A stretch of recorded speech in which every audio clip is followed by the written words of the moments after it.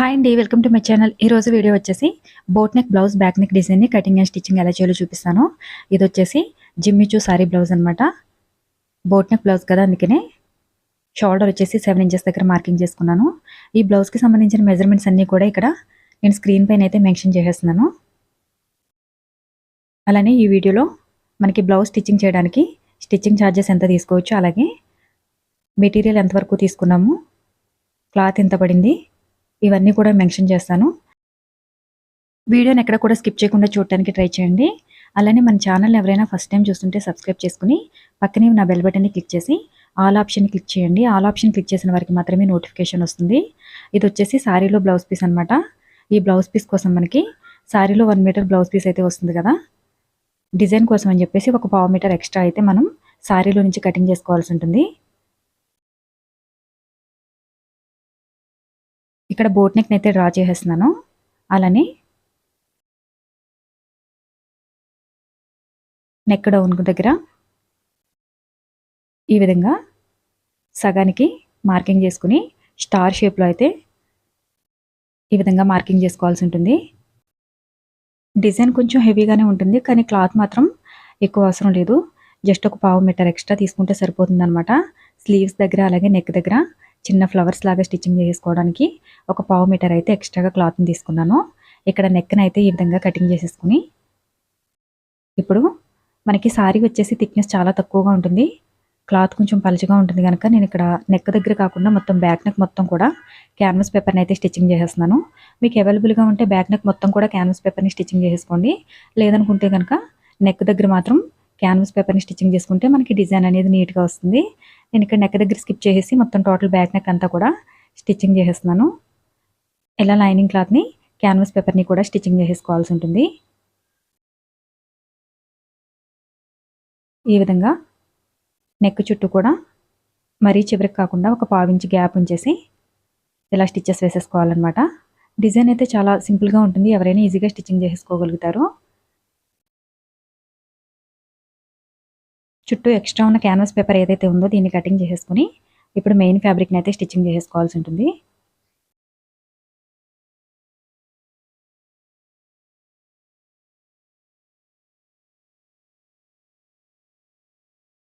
First main ఫ్యాబ్రిక్ని అలానే lining క్లాత్ని కూడా జరిగిపోకుండా ఉండడం కోసం అని చెప్పేసి ఇలా చిన్నగా ఒక స్టిచ్ అయితే వేసేసుకున్నాను అనమాట. దూరంగా ఒక స్టిచ్ వేసేసుకున్నాను. ఇప్పుడు నెక్ చుట్టూ కూడా స్టిచ్చెస్ వేసేసుకోవాల్సి ఉంటుంది. నెక్ చుట్టూ మనం నార్మల్గానే స్టిచ్చింగ్ చేసుకోవాల్సి ఉంటుంది. క్లాత్ వచ్చేసి చాలా సిల్కీగా ఉంటుంది కదా, స్టిచ్చింగ్ చేసేటప్పుడు మనకి క్లాత్ జరగడం కొంచెం కష్టంగానే ఉంటుంది, కానీ స్టిచ్చెస్ వేసుకున్నప్పుడు ఎక్కడ కూడా ముడతలు రాకుండా జాగ్రత్తగా స్టిచ్ చేసుకోవాల్సి ఉంటుంది. నేను క్లాత్ని కొంచెం కొంచెం ఈ విధంగా స్క్రీన్లో చూపించిన విధంగా జరుపుకుంటూ స్టిచ్చింగ్ చేసుకోవాలన్నమాట. ఇప్పుడు నెక్ మిడిల్లో ఉన్న మెయిన్ ఫ్యాబ్రిక్ అలానే క్యాన్వాస్ పేపర్ని కూడా కటింగ్ చేసేసుకుని నెక్ చుట్టూ చిన్నగా కట్స్ పెట్టుకోవాలి. ఈ విధంగా కటింగ్ చేయడం వల్ల మనం క్లాత్ని ఫ్యాబ్రిక్ని అవతల వైపుకి ఫోల్డింగ్ చేసినప్పుడు మనకి క్లాత్ అనేది కొంచెం ఫ్రీగా మూవ్ అవుతుంది అనమాట. కార్నర్స్లో మాత్రం కంపల్సరీగా ఈ విధంగా కటింగ్ చేసుకోవాల్సి ఉంటుంది. డిజైన్ వచ్చేసి మనకి ఫ్లవర్ డిజైన్ కనుక ఫ్లవర్స్ చేయడానికి కొంచెం టైం అనేది ఎక్స్ట్రా పడుతుంది. అందు గురించి అని చెప్పేసి మనకి లైనింగ్ బ్లౌజ్ వచ్చేసి 500 రూపీస్ ఉంటే కనుక దీని స్టిచ్చింగ్ ఛార్జెస్ కోసం అని చెప్పేసి 800 నుంచి 900 రూపీస్ వరకు తీసుకోవచ్చు. అంటే ఫుల్ బ్లౌజ్ మొత్తం స్టిచ్చింగ్ చేసి ఇవ్వడానికి. అలానే మనం దీనికి యూజ్ చేసిన మెటీరియల్ ఉంటుంది కదా, డోరీ థ్రెడ్ కానీ లేదంటే బీడ్స్ కానీ హ్యాంగింగ్స్ కానీ వీటన్నింటికి కూడా ఛార్జెస్ అనేవి సపరేట్గా తీసుకోవాల్సి ఉంటుంది. ఇప్పుడు నెక్ చుట్టూ కూడా చిన్నగా స్టిచ్చింగ్ చేసేస్తున్నాను అనమాట. డిజైన్ సింపుల్గానే ఉంటుంది, కానీ ఫ్లవర్స్ని స్టిచ్చింగ్ చేయడం వల్ల కొంచెం మనకి లుక్ అనేది హెవీగా కనిపిస్తుంది. అలానే డిజైన్ స్టిచ్చింగ్ చేయడానికి ఒక 3 అవర్స్ అయితే మనకి ఫుల్ బ్లౌజ్ మొత్తం కంప్లీట్ చేసేయచ్చు. 3 అవర్స్లో కంప్లీట్గా బ్లౌజ్ని అయితే స్టిచ్చింగ్ చేసేయచ్చు అనమాట. ఇలా నెక్ చుట్టూ కూడా స్టిచ్చెస్ వేసేసుకున్న తర్వాత మనకి ఎక్స్ట్రా ఉన్న ఫ్యాబ్రిక్ ఏదైతే ఉందో చుట్టూ స్టిచ్చింగ్ చేసుకున్న తర్వాత కటింగ్ చేసేవలసి ఉంటుంది. మీరైతే ఈ బ్లౌజ్ స్టిచ్చింగ్ చేయడానికి ఎంత స్టిచ్చింగ్ ఛార్జెస్ తీసుకుంటారనేది నాకు కామెంట్ సెక్షన్లో చెప్పండి. ఒక్కొక్క చోట లైనింగ్ బ్లౌజ్ కొంచెం తక్కువ స్టిచ్చింగ్ ఛార్జెస్ ఉంటాయి కదా, అటువంటి చోట స్టిచ్చింగ్ ఛార్జెస్ అనేవి డిజైన్కి తగ్గుతూ ఉంటుందన్నమాట. అలానే లైనింగ్ బ్లౌజ్ ఇంకా ఎక్కువ స్టిచ్చింగ్ ఛార్జెస్ ఉంటే కనుక స్టిచ్చింగ్ ఛార్జెస్ అనేవి మారుతూ ఉంటాయి అన్నమాట. ఇక్కడ వచ్చేసి స్టిచ్చెస్ కోసం అని చెప్పేసి 1.5 ఇంచ్ దగ్గర మార్కింగ్ చేసేసి డాట్స్ కోసం అని చెప్పేసి ఈ విధంగా నేను మిడిల్లో మార్కింగ్ చేసేసుకున్నాను అనమాట. ఇలా 2 సైడ్స్ కూడా డాట్స్ వేసేసుకున్న తర్వాత చివరి ఒక 1/2 ఇంచ్ వరకు స్క్రీన్లో చూపించిన విధంగా ఇలా క్రాస్గా మార్కింగ్ చేసేసుకుని ఇప్పుడు ఈ క్లాత్ని కటింగ్ చేసేసుకుని నడుము దగ్గర మీరు నడుము పట్టి వేసుకోవాలంటే నడుము పట్టి వేసేసుకోవచ్చు, లేదంటే కనుక పైపింగ్ అయినా చేసేసుకోవచ్చు. నేనైతే ఇక్కడ నడుము పట్టిని అయితే వేసేస్తున్నాను. ఇలా నడుము పట్టిని వేసేసిన తర్వాత ఇక్కడ నేను ఈ సైడ్ స్టిచ్చింగ్ చేయలేదన్నమాట. మనకి క్లాత్ ఒక సైడ్ థిక్నెస్ వస్తుంది కదా, ఆ వైపు అయితే నేను ఈ క్లాత్ని కటింగ్ చేసేసుకున్నాను. ఇప్పుడు దీన్ని అవతల వైపుకి ఫోల్డింగ్ చేసేసుకుని కొంచెం లూజ్ కుట్టు అయితే వేసేసుకోవాలి. మనం హెమ్మింగ్ చేసేటప్పుడు ఈ కుట్టును అయితే రిమూవ్ చేసేసుకోవాలన్నమాట. ఇప్పుడు ఫ్లవర్ కోసం అని చెప్పేసి 6 ఇంచెస్ లెంత్ 2 ఇంచెస్ విడ్త్ ఉన్న క్లాత్ని తీసుకుని స్క్రీన్లో చూపించిన విధంగా ఒక 1/2 ఇంచు మార్జిన్లో అయితే ఇలా స్టిచ్ చేసుకోవాల్సి ఉంటుంది. మీకు ఫ్లవర్ సైజు పెరిగే కొద్దీ ఇక్కడ 1/2 ఇంచ్ కొంచెం 3/4 ఇంచ్ చేసుకోవచ్చు, లేదంటే 1 ఇంచ్ అయినా చేసుకోవచ్చు. నేను ఇక్కడ చాలా స్మాల్ సైజులో ఉన్న ఫ్లవర్ని అయితే స్టిచ్చింగ్ చేస్తున్నాను అనమాట. అందు గురించి 1/2 ఇంచ్ మార్జిన్ తీసుకున్నాను. మీరు సైజ్ పెంచుకునే కొద్దీ ఈ మార్జిన్ పెంచుకుంటే సరిపోతుంది అనమాట. ఈ విధంగా ఫ్లవర్ మీకు ఈజీగానే స్టిచ్చింగ్ చేసేసుకోవచ్చు. ఫ్లవర్ స్టిచ్చింగ్ చేసేటప్పుడు మాత్రం మనకి కొంచెం టైం అనేది తీసుకుంటుంది, ఎందుకంటే ఒక్కొక్క ఫ్లవర్ని మనం హ్యాండ్తోనే స్టిచ్చింగ్ చేసుకోవాలి కదా, అందు గురించి టైం తీసుకుంటుంది. ఇలా ఎక్స్ట్రా ఉన్న క్లాత్ని కటింగ్ చేసేసుకుని ఇప్పుడు దీన్ని స్క్రీన్లో చూపించిన విధంగా ఈ స్టిచ్చెస్ ఊడిపోకుండా ఈ విధంగా నాట్స్ వేసేసుకోవాలి. మిడిల్లో మీరు కావాలనుకుంటే బిగ్ సైజ్లో ఉన్న బీడ్స్ని కానీ, లేదంటే 1-2 స్మాల్ సైజ్లో ఉన్న బీడ్స్ని కానీ స్టిచ్చింగ్ చేసుకోవచ్చు. నేనైతే ఇక్కడ బీడ్స్ ఏం స్టిచ్చింగ్ చేయలేదు ప్రజెంట్. అలానే నెక్ దగ్గర ఈ విధంగా స్టిచ్ చేసేసుకుని మీడియం సైజులో ఉన్న లేస్ని అయితే స్టిచ్ చేసేస్తున్నాను. మీరు కావాలనుకుంటే కొంచెం స్మాల్ సైజులో ఉన్న లేస్ని అయినా స్టిచ్చింగ్ చేసుకోవచ్చు. రెండింటికి కలిపి షోల్డర్స్కి ఈ విధంగా స్టిచ్చింగ్ చేసేసుకోవాలన్నమాట. బోట్ నెక్ డిజైన్ స్టిచ్ చేయమని చెప్పేసి కామెంట్ సెక్షన్లో అడిగారు కదా, అందు గురించి ఈరోజు అయితే బోట్ నెక్ డిజైన్ అయితే స్టిచ్చింగ్ చేస్తున్నాను. మన ఛానల్లో బ్లౌజ్ స్లీవ్ డిజైన్కి సంబంధించిన వీడియోలు కూడా ఉన్నాయి. ఎవరికైనా ఇంట్రెస్ట్ ఉంటే కనుక ఛానల్ ప్లేలిస్ట్లోనికి వెళ్ళి చెక్ చేసుకుంటే మీకు బ్లౌజ్ స్లీవ్ డిజైన్స్ని కూడా స్టిచ్చింగ్ చేసుకోవచ్చు. అలాగే హ్యాంగింగ్స్ డిజైన్స్ని కూడా కటింగ్ స్టిచ్చింగ్ వీడియోలు అప్లోడ్ చేశాను. Full blouse front and back neck blouse డిజైన్స్ని కూడా నేను స్టిచ్చింగ్ చేసి అప్లోడ్ చేశాను అనమాట. మీరు ప్లేలిస్ట్లోకి వెళ్ళి చెక్ చేసుకోండి.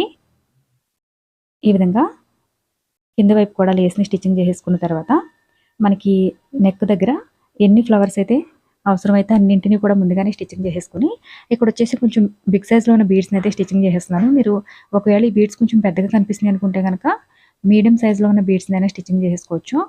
అలానే బీడ్స్ కలర్ షేడ్ అయిపోవా అని చెప్పేసి కామెంట్ సెక్షన్లో అడుగుతున్నారు. కొంచెం క్వాలిటీ ఉన్న బీడ్స్ అయితే కొంచెం ఎక్కువ రోజులు కలర్ షేడ్ అవ్వకుండా ఉంటుంది. అలానే ఏ బీడ్స్ అయినా సరే కంపల్సరీగా కలర్ అయితే షేడ్ అవుతుంది.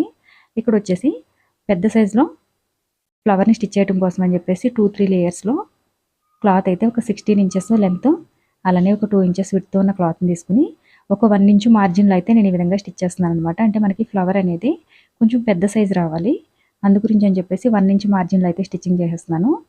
ఇప్పుడు ఎక్స్ట్రా ఉన్న క్లాత్ ఏదైతే ఉందో సైడ్స్కి దాన్ని కటింగ్ చేసేసి ఈ స్టిచ్చెస్ అన్నింటినీ కూడా స్క్రీన్లో చూపించిన విధంగా ఇలా దగ్గరగా ఉంచేసి 2-3 లేయర్స్ వచ్చేలాగా మనం ఈ విధంగా స్క్రీన్లో కనిపిస్తుంది కదా, ఇలా 2-3 లేయర్స్ వచ్చేలాగా చూసుకోవాలి. ఇలా సెట్ చేసుకున్న తర్వాత మిడిల్లో మీరు కావాలనుకుంటే చిన్న ప్యాచ్నైనా స్టిచ్చింగ్ చేసేయచ్చు, లేదంటే కనుక కొంచెం బీడ్స్ని స్టిచ్చింగ్ చేసేసినా పర్వాలేదు. నేనైతే ఇక్కడ బీడ్స్ని తీసేసుకుంటున్నాను. మీకు ఒకవేళ సేమ్ కలర్లో ఏదైనా ప్యాచ్ దొరికితే కనుక ప్యాచ్నైనా సరే స్టిచ్చింగ్ చేసేయచ్చు. ఇలా ఫ్లవర్ని స్టిచ్చింగ్ చేసేసిన తర్వాత ఇది వచ్చేసి నేను ఇక్కడ షోల్డర్ దగ్గర అయితే స్టిచ్చింగ్ చేసేస్తున్నాను అనమాట, నెక్ దగ్గర.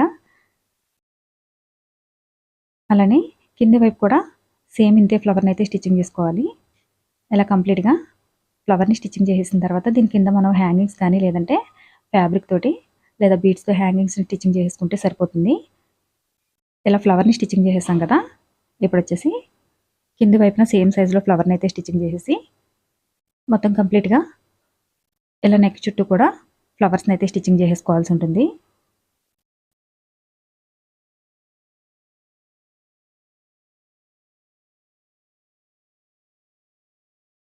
ఇలా ఎండింగ్ వరకు కూడా ఫ్లవర్స్ అన్ని స్టిచ్చింగ్ చేసేసుకున్న తర్వాత మనకి నెక్ దగ్గర నేను ఇక్కడ బీడ్స్ హ్యాంగింగ్స్ని అయితే స్టిచ్చింగ్ చేశాను.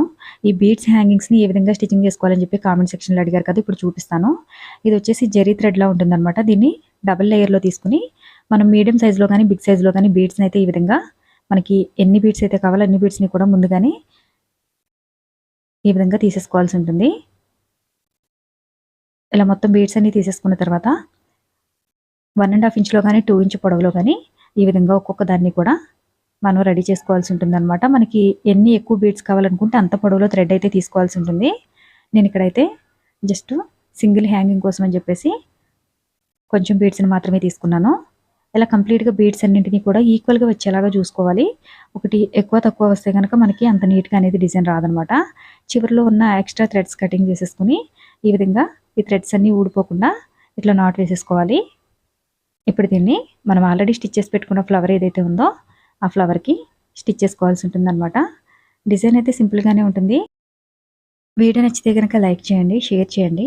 అలానే ఎవరైనా మన ఛానల్‌ని ఫస్ట్ టైమ్ చూస్తుంటే గనక సబ్స్క్రైబ్ చేసుకోవడం మర్చిపోకండి. Thanks for watching.